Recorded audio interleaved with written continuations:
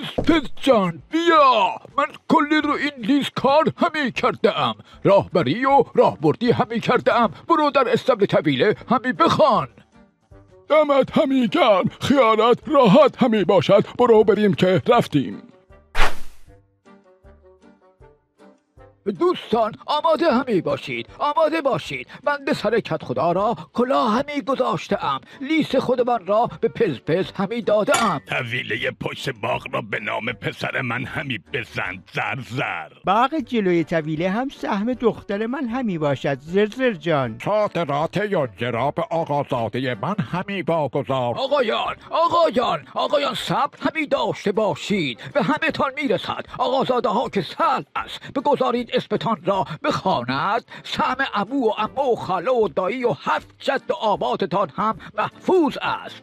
آمد، الان میخواند، صبر کنید. با سلام به کدخدا و معنویات او، لیست اسامی طویله کدخدا را میخوانم. شرشر کدخدا زاده و کشکش کدخدا مدار، تف کدخدا پور و قرقر کدخدا منش و پرپر کدخدا نژاد.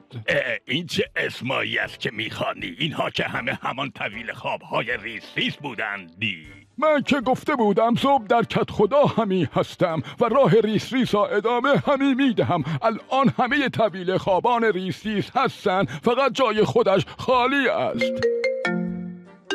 الو بخور پلو، تو یه الف بچه با آن ریش بلا تکلیفت میخواستی سر استادت کلاه همی بگذاری؟ مگر نمیداری من خودم هفته 2 جلسه برای شیطان کلاس تقویتی همی میگذارم؟ فعلا سرت به همان آخر قبلیت گرم همی باشد، فضولی هم موقوف. این دیگر اسمش طویله پز نیست، طویله کدخداست.